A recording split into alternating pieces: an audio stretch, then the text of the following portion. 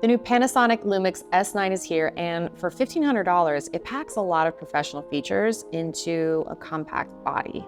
If you're a content creator looking to upgrade from their iPhone, then this might be the perfect camera for you. However, if you're a professional photographer that's looking to use this for their client work, you're probably gonna find a lot of faults and complain about a lot of things.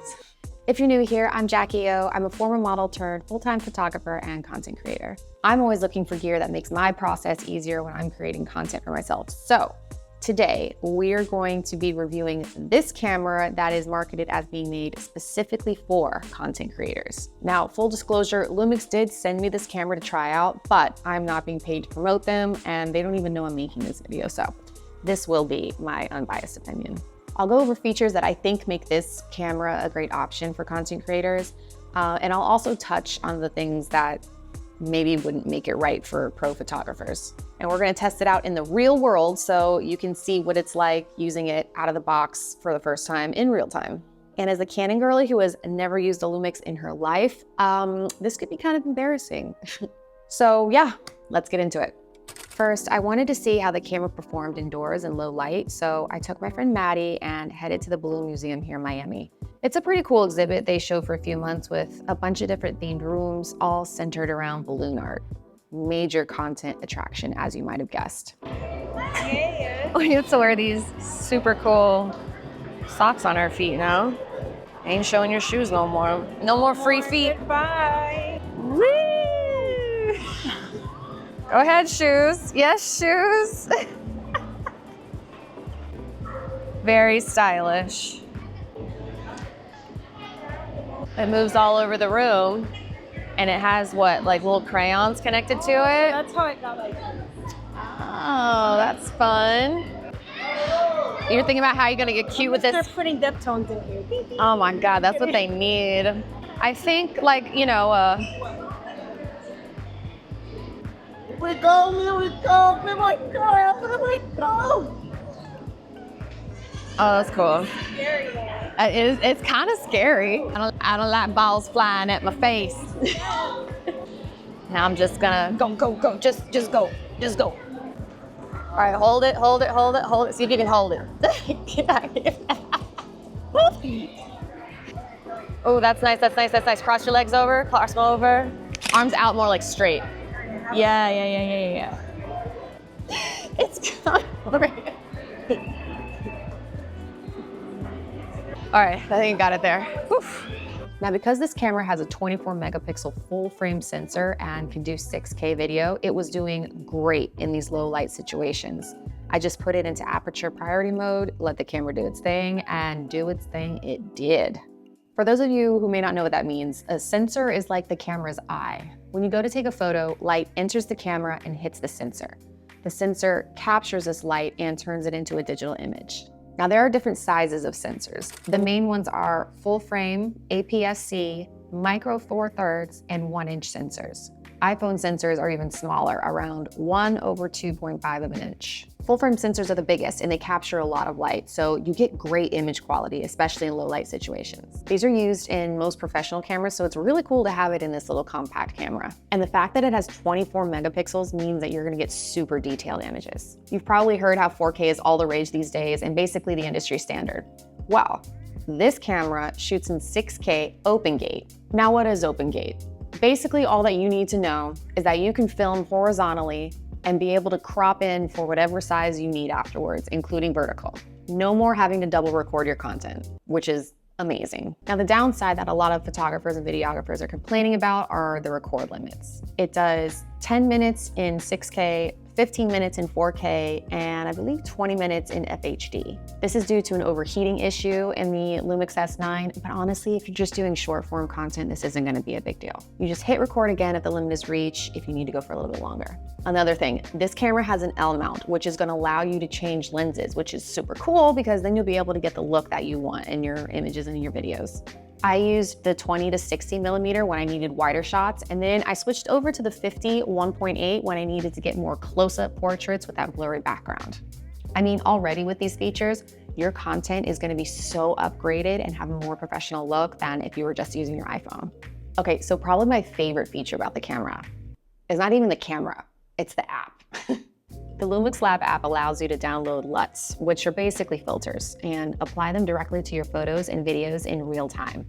I applied a film Luts to this video, and I could see what it looked like while I was recording.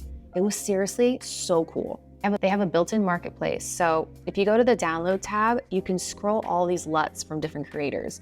Download the look you like, transfer them to your camera, then choose which one you want to apply to your videos and photos. I think you can store up to 39 on the camera itself. But let's say you don't like any of the Luts. Well, you can use the LUMIX Lab app to transfer your video or photos to your phone. Then under Gallery, if you click on a photo, there's basically a whole editing interface where you can adjust your lighting, your colors, and even add grain effects. So it's basically like a mini version of Lightroom within this app, which is super user-friendly for anyone who wants a simple process of taking videos or photos, transferring them to your phone, editing them or not, and then just uploading them straight to their social media. Not only that, but when you go to export, there is a Create LUT button. So all those edits that you just made, you can save them as a LUT, load them back onto the camera, and then have them accessible with that LUT button. Great option if you're someone who uses a specific look all across your content. I've actually taken my Lightroom presets and uploaded them as LUTs onto the camera so that I can seamlessly shoot and upload without even having to edit. It's literally the best feature. No one does it like this. Now, if LUTs aren't your thing, you do have the capability of recording in vlog and color grading how you like.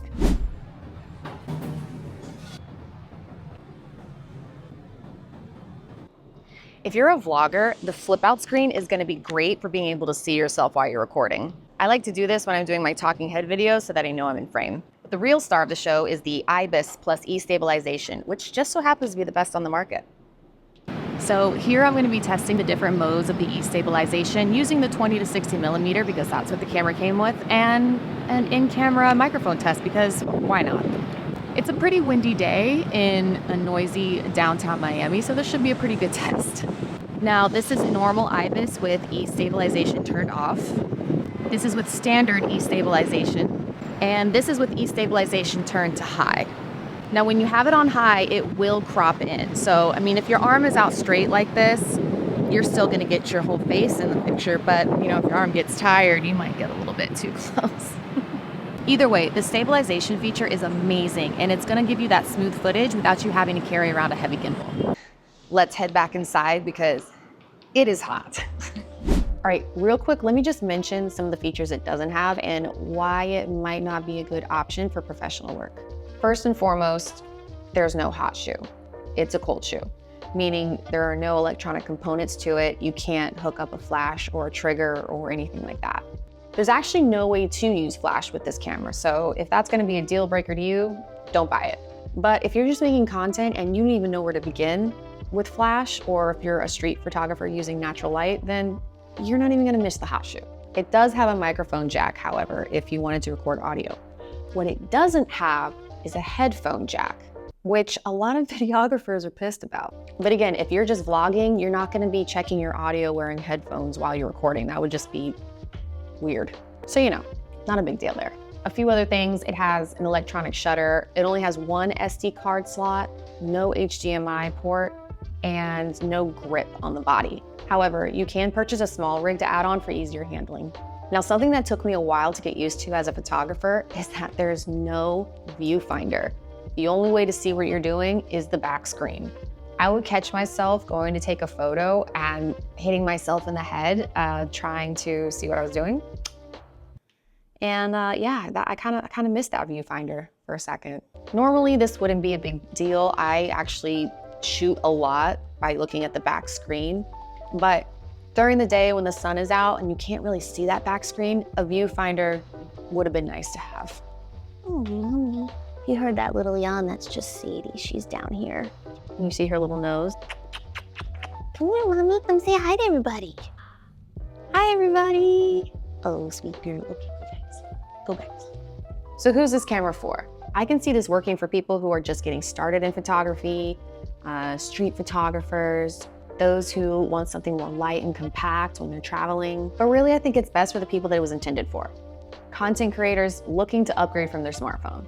The features packed into this camera are more than enough to get you really professional looking videos and photos. For me personally, I'll be adding it to my content creation kit, and I'll also be using it as my travel camera so that I don't have to bring my full-on heavy setup. Thanks for watching, guys. Let me know what gear you want me to review next, and I'll see you on the next one.